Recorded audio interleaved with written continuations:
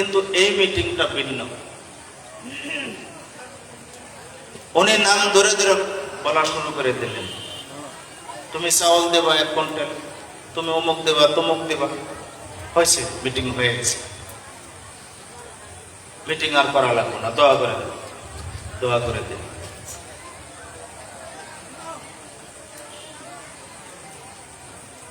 দোয়া শেষে বললো যে আমার কাছে যে জিনিসগুলো আছিল,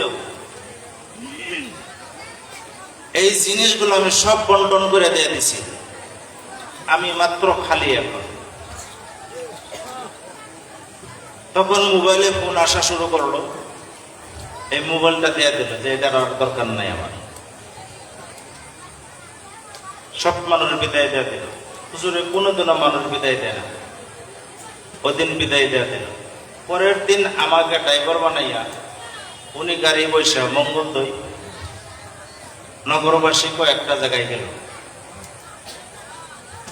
ওদিন ছিল সোমবার, আমি সাথে।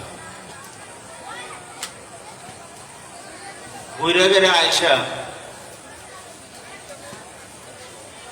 এশার নামাজ পড়ে অসুস্থ হয়ে গেল।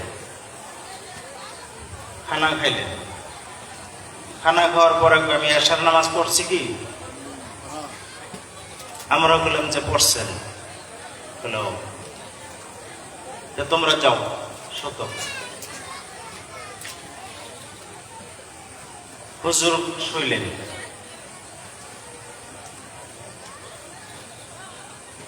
কতক্ষণ পরে হুজুরে বলল যে আমার বা কি হয়, কিরকম জানি লাগে। আমি বললাম ডাক্তারে নিয়ে যায়। বললেন না, ডাক্তারের অসুখ আমার নাই, তবে মরণ তো মানুষের হবই, মরণ কেউ ধরে রাখতে পারবো না। ওই হালে আমি কি হয়, লা ইলাহা ইল্লাল্লাহ জিকিরটা আমার কানে দিও, যদি ওই রকম হয়। আমরা বলতে কই এইরকম কইতেছে কেন, সব আগে আগে কইয়া যেতেছে, মানুষ তো সুস্থই দেখা যাইতেছে, এর চেয়ে কত অসুস্থ হয়ে যায়, কিন্তু এত ঘাবড়াই না। কিন্তু হুজুরে এইভাবে কইয়া যেতেছে।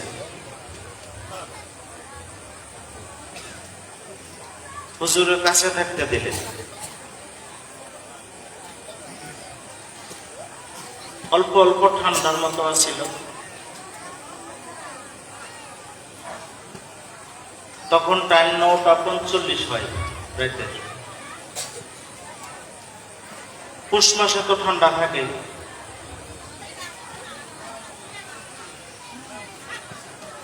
হুজুরে বলল ফ্যান দাও। ফ্যান যেখানে আছিল সমস্ত বাড়াই দেওয়া হয়। লেপের উপরে ঠ্যাং উঠাইয়া রাখছিল। উনি সোজা হইয়া হাতে খালি ইশারা দিয়া চোখ মুঞ্জে গেল।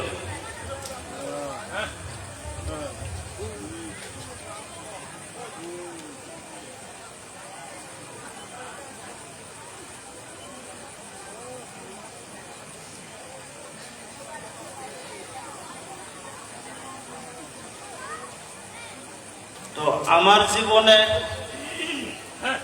কোনোদিনও দেখি নাই মানুষ দুনিয়া কেমনে করে ছাড়ায়। ওই সময় আমি কাছে আসছিলাম, আমি শরীরে হাত দিতেছি, ঠেঙ্গে হাত দিতেছি, শরীর গরম, মাথায় হাত দিয়েছি, শরীর গরম, বুকে হাত দেই, লড়ে সরে না।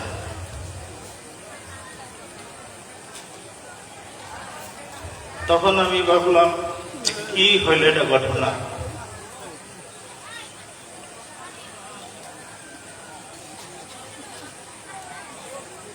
কোনো আর কেউ আসছিল না, মাত্র খালি আমিরুলে আসছিল, মেকার দাদা আসছিল, বায়েনচারি আর কেউ নাই, মাও নাই, এখানে আসছিল।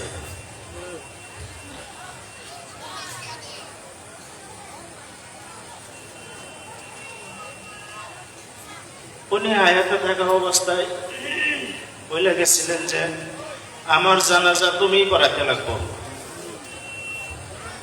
এই কথার উপরে আমি একটু চিন্তা করলাম এটাই, যে মুর্শিদে ভক্ত বানাইতে পারে না, ভক্ত মুর্শিদের হওয়া লাগে। যদি মুর্শিদের হয়ে যায়, মুর্শিদের দয়া এমনি এসে যায়।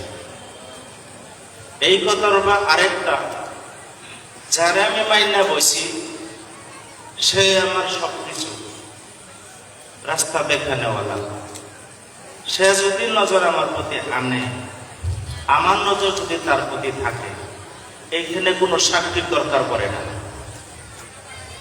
আমি যে কথাগুলো কইছি এগুলো কোয়া লাগছিল না, কিন্তু দরবার মুর্শিদের গুরু শিষ্যর খেলা এই জায়গায় আছে।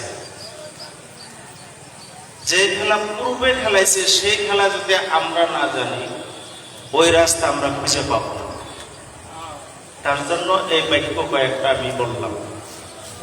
তো ভাই বন্ধুরা, এটা আমি জানি, এটা আমি বুঝিও, আল্লাহ রাসূলের ঢেউ খেলাইলে সেই জায়গায় কি রহমত পাওয়া যায়, এটা মুখে প্রকাশ করা লাগে না, দিলেই জাগে। রাজনৈতিক পারপাসে কথাটা পেলে ওইটা আমি ভালোও পাই না, আর ওইদিকে আমি চাইও না। তরিকা অনুসারে যে কথাগুলো আছে, এই কথাগুলো এইরকমই। মুর্শিদে আমাকে ভালোবাসে, আমি মুর্শিদকে ভালোবাসি, মাঝখানে সাক্ষীর কোনো দরকারই আসে না।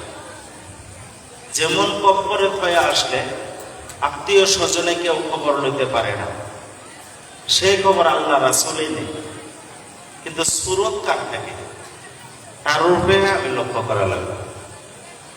যাই হোক ভাই বন্ধু, বাবা সাহেবান, সন্ধ্যা থেকে নিয়ে এখন পর্যন্ত আপনা করে নিয়ে এইভাবে বসে থাকলাম। মানুষের মাঝে অনেক ভুল ত্রুটি হয়ে যায়, তবে আমার মুর্শিদের দিকে লক্ষ্য করে যতটুকু পারা যায় খেজমতের অর্থে আছি। যদি খেজমত সঠিক হয়েছে, নিশ্চয় সে মুর্শিদের বার্তা মুর্শিদের তরফ থেকে আসবে। আর যদি ভুল করে থাকি, আমাকে ক্ষমা করে দিবেন আপনারা সবাই। আর যে রাস্তায় আছি সে রাস্তায় মুর্শিদের হুকুম নিয়ে যেন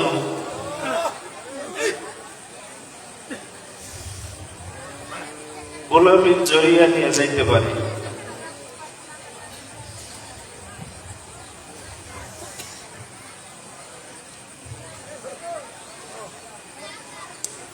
মুর্শিদের হুকুমের দিকে লক্ষ্য করে আপনারা এই পর্যন্ত আছেন, যেইভাবে আপনারা বলে গেছে সেইভাবে করতে আছেন।